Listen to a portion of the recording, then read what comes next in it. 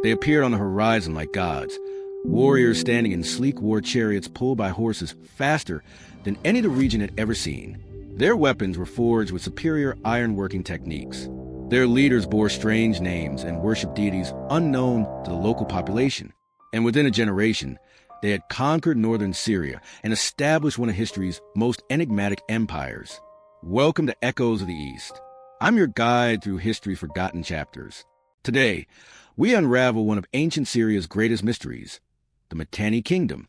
For nearly 2 centuries, this powerful empire dominated northern Mesopotamia and Syria, challenged Egypt for supremacy, and introduced revolutionary military technology that would transform warfare forever. Yet their origins remain shrouded in mystery, and their sudden disappearance left archaeologists puzzled for centuries.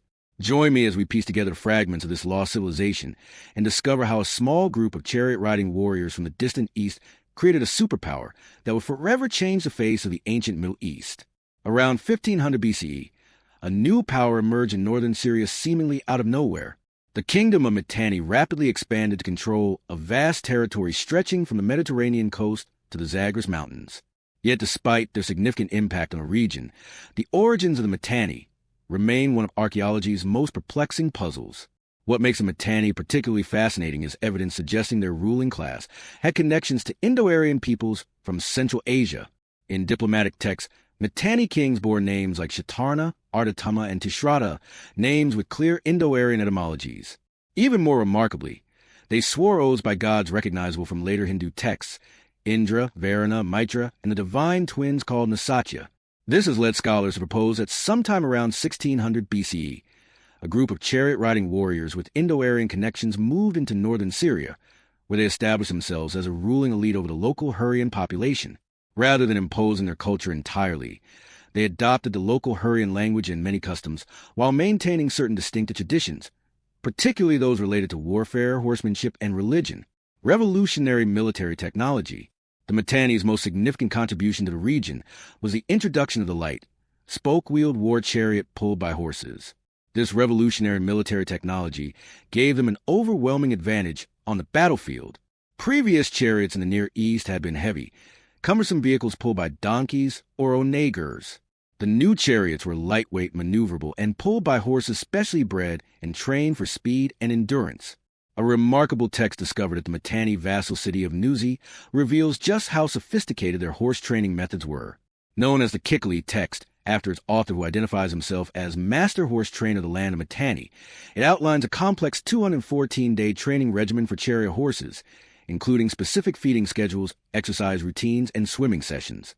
This text represents the world's oldest known manual on horse training and demonstrates the Mitanni's exceptional expertise in this area.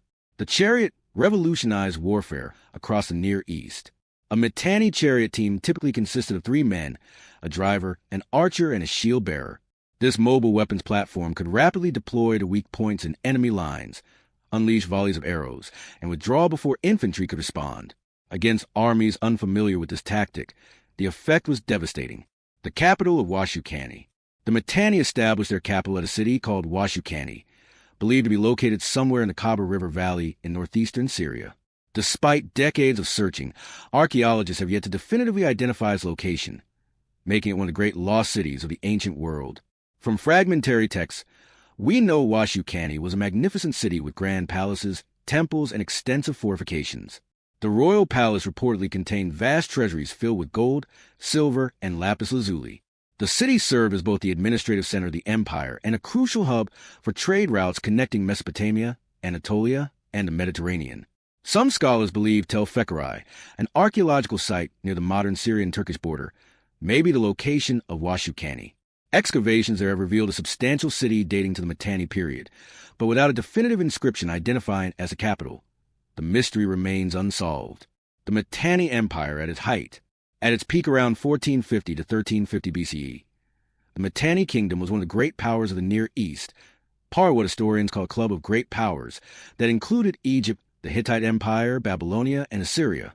The Mitanni controlled key trade routes and extracted tribute from numerous vassal states throughout northern Syria and upper Mesopotamia.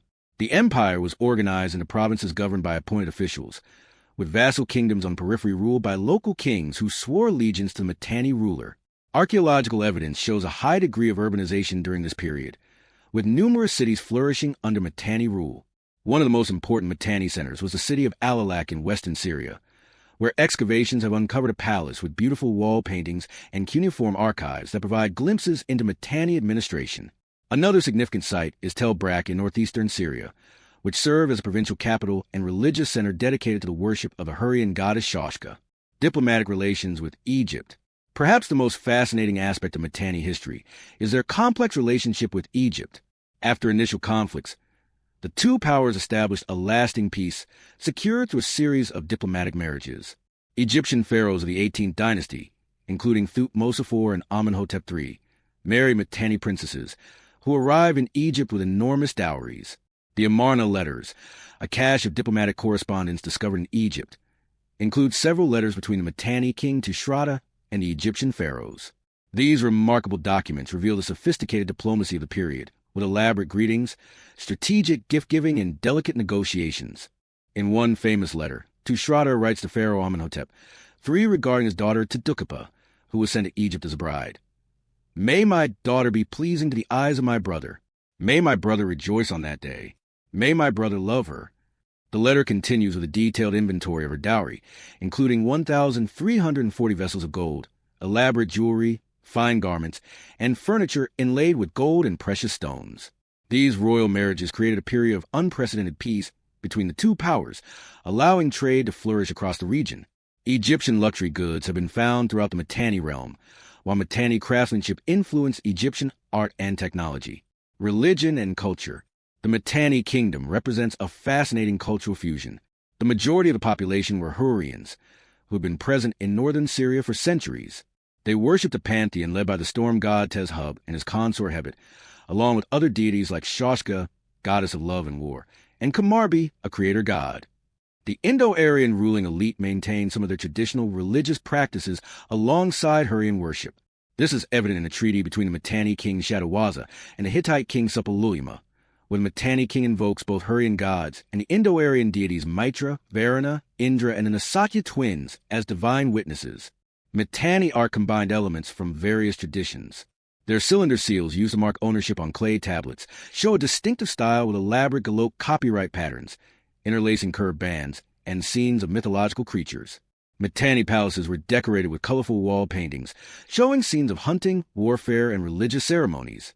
One of the Mitanni's most significant cultural contributions was the area of glassmaking. They developed new techniques for producing colored glass in glass vessels, which became highly prized luxury items throughout the Near East. Decline and fall. The Mitanni Empire's downfall came swiftly and dramatically. Around 1350 BCE, internal succession disputes weakened the kingdom just as two powerful neighbors, the Hittites from Anatolia and the resurgent Assyrians from southern Mesopotamia, were expanding their territories. The Hittite king Suppiluliuma I launched a devastating campaign against Mitanni, capturing and sacking Washikani. He installed a puppet ruler, Shadawazza, who was forced to accept vassal status. Meanwhile, the Assyrians under Ashur-uballit I seized the eastern provinces of the crumbling empire. By 1300 BCE, the once mighty Mitanni had been reduced to a small state called Hanagobat, which served as a buffer between the Hittite and Assyrian empires. Even this rump state was eventually annexed by the Assyrians under Adad-nirari I and Shalmaneser I, bringing the Mitanni Kingdom to its final end. Legacy. Though the Mitanni Empire collapsed, its legacy endured.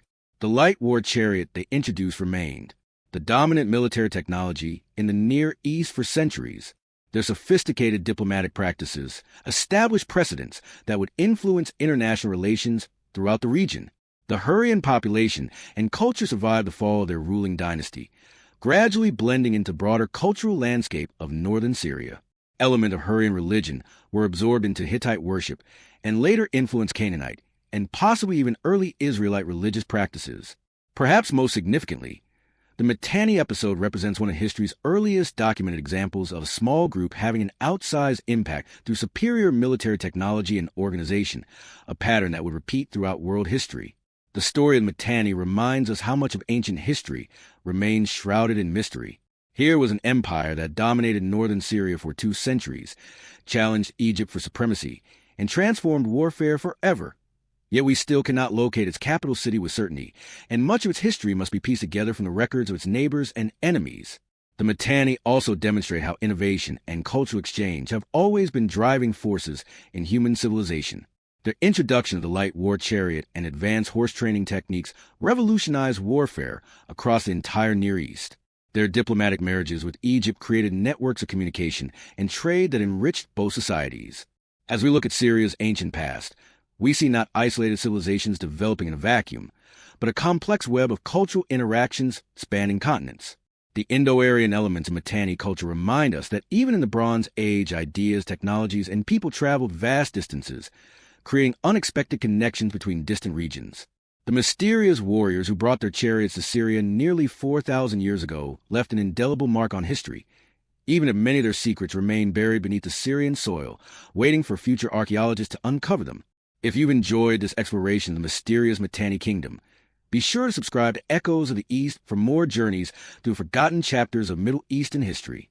In our next episode, we'll examine the rise of the Neo-Assyrian Empire and how these ruthless conquerors from northern Iraq transformed Syria into the centerpiece of the world's first true imperial system. Leave a comment below with your thoughts or questions about the Mitanni, and don't forget to share this video with anyone interested in ancient mysteries, military history, or the surprising connections between distant civilizations. Until next time, I'm your host, and this has been Echoes of the East.